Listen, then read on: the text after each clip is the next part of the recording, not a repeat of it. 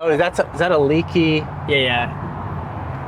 That looks like Yellowstone National Park, Old Faithful. All right, folks, we just took delivery of 2 more Rivians. I'm in an R1T adventure pack with the all-season off-road tires, I don't know. Justin is up ahead of me in an R1S Max pack. So it's interesting, this R1T has the off-road tires, I have the street tires. So driving the two, and in comparison, you'd think there'd be a lot more road noise coming off in this. This has 315 miles of range on a full charge because it's the dual motor large pack, but the tires reduce the range. So mine is a dual motor performance, 341 miles of range with the 22-inch sport black wheels. These wheels look incredible. It looks good in white. Rivians are just cool. They just are. Like, the reason they're selling cars is not because they're electric and saving the planet. That's a little bit to do with it. But the main reason is because they've sold you on a vision, on a cool car, and something that's new and shiny and bright. So we're gonna do a little walkthrough of both of them, show you the differences. Neither of these vehicles have conserve mode. And the R1S that I originally drove had conserve mode, which turns the car into front wheel drive only, which is nice because you get more range. And I wish mine had that, but it doesn't. And neither does this one, and neither does his. So we're gonna walk you through the spec of both of these. Also, Justin, the reason he's taking delivery of both of these because he owns a rental car company, so he is going to be renting these out. I'll have their link in the description. Also, Justin, in some of the previous videos, you guys said he's my better looking older brother version. First of all, this is my channel, okay? So I run the show here, and we don't put disparaging comments out about me. But I got a kick out of that. I gotta love that my audience, they just get after it. You guys get after it in the comments. I bring someone onto the channel, they start getting toasted in the comments. Luckily for Justin, you guys were just attracted to him. So, hey, if we gotta bring Justin on more, you tell me. If you need me to remove clothing, whatever it is. Ooh, purple M4 competition convertible. License plate said M4 Love. The Love Doctor. Anyways, we're going to Chick-fil-A. We're gonna eat some food. Obviously, this isn't on a Sunday. I hope you enjoyed the video. I'm back here. Got everyone's favorite character, Brooks Koepka's little brother here. I had twins. Yeah, so he's back. Go ahead and say it one more time. Someone said they'd pay you. Yep, we got 2 Rivians. No, Rivian. That's how you said it the first time. That's what I was saying, Yeah, Rivian. See, now you got him. We fixed them. But anyways. I got bullied. Yeah, you got bullied. By the internet. You guys are terrible. I got a letter from Tesla. Yeah, we did. Okay, so yeah, we got an R1S and an R1T. You can rent them both from EV Access. We'll have the links in the description. Let's go through the build. This is a $101,000 car. Has the max battery pack, 22-inch sport black wheels. Let's get the sheet here. We're gonna get this laminated and put it on my fridge. That's what I got mine laminated. And I'm a lease. I'm just renting it. So yeah, you can see here, max battery packs. They start at 78,000, 16 grand. Glacier, I hate when they make you pay for white. 1750, $3,500 option. $101,050. That's insane. I think I'm paying $3,000 for these tires every time now. Yeah. These look sick. These are really good. And the other thing is you're renting these. So now you have an off-road tire on the truck, which is gonna be interesting to see how long those last. So if we go to the back here, kind of opens up like a BMW where half opens and then you press this. And then it releases down. I actually like this as a feature. You have a third row, so this is a 7-seater. 2, 3, plus 2, 7. Go down into here, the adventure den. Help me lift this out of here. That's what they call it? I'm just making up terms. I like to make terms up for these things.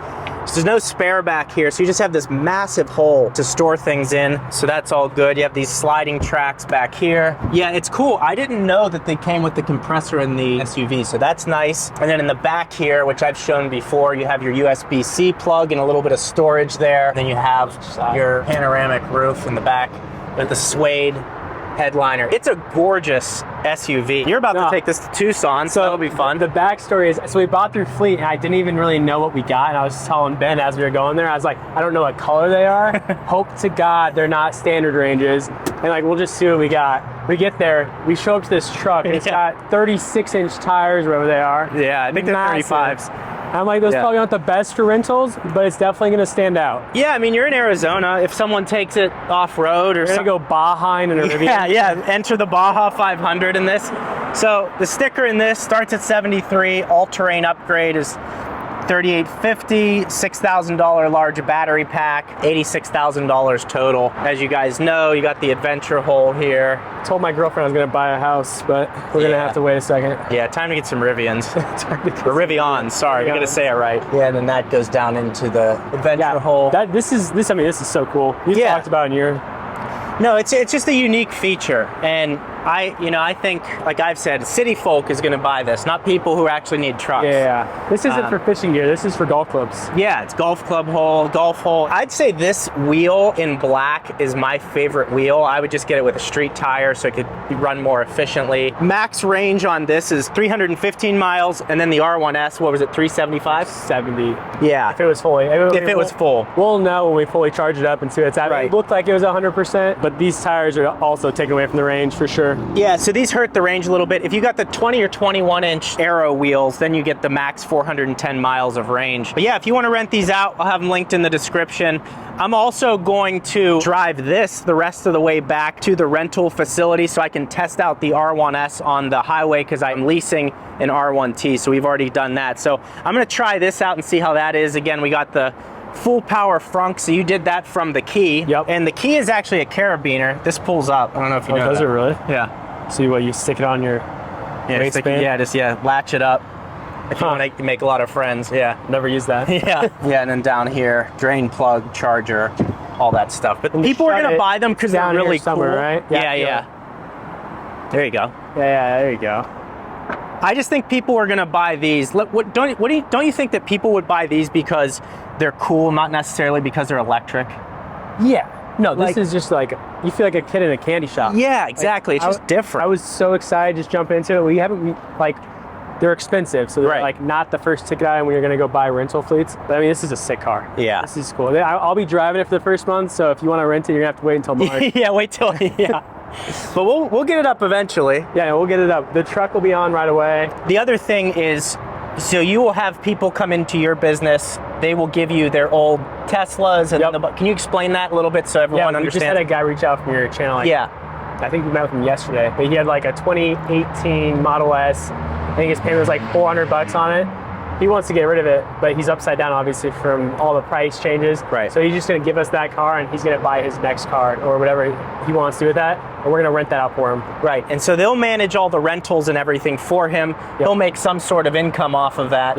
I've done Turo on my own and it was a nightmare because you can just watch those videos. Yeah, so it's nice that they will do that for you. Just so you know, I'll have a link so you can set up a meeting directly with Justin and kind of discuss that and see if that's for you or not. Just think of it as like Airbnb management for cars. Yeah. It's the simplest way to think about it. Yeah, which is a nice way, and a lot of people are upside down, or Tesla values your car at $0. Yeah. So anyone getting a Highland, don't trade your car into Tesla. Yeah, send it to him, he'll rent it out. Slaughtered in the trade-in value. You can turn that into an asset. Yes. But let's take a look at the back seat here. Back seat's cool. Doors are a little stiff. Yeah, interesting thing that'd be the one complaint I'd say is they don't. I mean, I closed that like an ass, but there, I guess it closed. I don't know. Before it didn't quite. When you first shut it and open it the first couple times, it takes more than you realize. Yeah, I would say. So you get the plastic on the screen still. Yeah. No, they're just cool. And we'll test out the stiffness of these seats. I've heard complaints, but yeah. So what are your thoughts on the seats? You like trucks. It feels like an SUV type truck. I mean, it's not gonna be as soft as a Lucid seat, you know, or a Tesla, but this is, I'm about to find out. I'm gonna go to Tucson in like 2 hours, so I'm gonna figure out if it's a long trip. But this feels fine. The ride height is good. It's nice wood. Yeah. Some of them have plastic. I think there is an option to get this with like being there's an option where it doesn't say Rivian, and I don't know. Yeah, nice. Yeah, so I'm gonna hop in the R1S, drive that back, and just see how that feels compared to the R1T. Let's go. We're off and running, dual motor, max pack. Has the same wheels as my R1T. Feels nice. To be totally honest with you guys, if the lease was available for an R1S, I would have gotten that over the R1T. And of course that just became available. And that's how life goes. What'd Drake say? Funny how life goes. Hello, okay. Well, on Valentine's Day, okay. We'll see what's about to happen next. Yeah, this thing drives nice. It's more usable for me. The truck bed is mostly empty. When you have the seats folded down in this, it's like a hallway back there. I mean, it's bigger than your dorm. It's amazing. This would make the ultimate fake taxi, some say. It's just a nice, spacious vehicle. Air suspension just eats these bumps up. I'm currently in standard ride height. I could drop it into low mode and get a little bit more efficiency out of it. Another Rivian there, give them the old wave, hello. The other thing is if you put it in high mode, it drops out of high mode once you cross 45 miles per hour, just so you're aware. The other interesting thing is this only has 3 different drive modes. So it has the snow mode and then off-road mode, whereas mine has these modes with the addition of performance mode. And then some Rivians have the conserve mode. I just don't know enough about their whole lineage yet to decipher which one comes with that. So, but if you have a brain and you have internet, and I know you have internet, you can go to their website and configure it and figure that out for yourself. I'll do my own research, as they say. I think that people are going to buy the R1S in particular, which was in the top 10 EVs sold in the US, which is surprising. I think they sold 23,000 of these last year. And as they're able to ramp their production up, I think they're gonna sell a ton of these. Even though they're, this one being $100,000, they start under 80. So you're starting with the equivalent of a Model X. And this is more normal. A big reason that people don't buy the Model X, surprisingly, is because of the gull-wing doors, the Falcon doors, sorry. People perceive those doors as being a maintenance issue down the road. They work in tight spaces, it's a cool thing, but a lot of people don't want that. So if they just had regular doors on them, I think they'd sell more Model X's. But this reminds people of a Yukon. People can look at this and go, that's familiar, it's cool, it's fast, it's electric, it's new. Gets software updates to this infotainment. And that's why people are gonna buy it. And they sell you on the Adventure Network. Rivian to me is like the brand Patagonia. It's this nice, gentle brand, and they sell you these gentle vehicles that you take into the wilderness and feed deer with your kitchen that folds out of the back. It's very cool, and no one's gonna do that. They're just gonna take it to work because they're lawyers, accountants, they're miserable. And that's what they do, and that's fine. But I just enjoy it. I really like the usability of the interior, the unique thoughts that they put into developing it, all of the storage space, the sub compartment, because there's no full spare, the frunk, and being able to use that as a cooler with a drain plug. They did a really nice job on this. The other thing I wanted to talk about was sometimes in my R1T, the suspension kind of creaks. You hear it like creaking and adjusting, and I don't know if that's the drivetrain engaging and disengaging under 19 miles an hour for front wheel drive and 4-wheel drive. I don't know how it all works yet, but sometimes it makes some like unpleasant noises that you feel like you shouldn't hear. And I thought this was gonna be, the R1S would be better at that, like kind of suppressing those sounds, but it seems to be the same. You kind of hear the same noises, so it's not like anything's broken. I just feel like some of those sounds could be suppressed better. So if anyone works at Rivian and happens to see this video, there's just those creaking noises, and maybe that's just how it is, but I know like the only other car I've owned with an air suspension is a Porsche Macan S. That air suspension was money, and I think these air suspensions are good, but there's some clankiness to it where I think over the years they'll be able to refine it, but there's just some sounds that come out that aren't great, and you get them both in the R1T and R1S. I think trucks in general make more noise. You hear there's more creaking and stuff like that, so maybe that's just what it is. But let's go over a few bumps here. Yeah, like here. That was okay. Speed bump here. Yeah, it just feels like it's not, you can like feel the different pieces of the suspension hitting and rebounding, whereas it'd be nice if it was just one like hit. The F-150 that I drove recently and reviewed was very good at feeling composed over those larger bumps, so.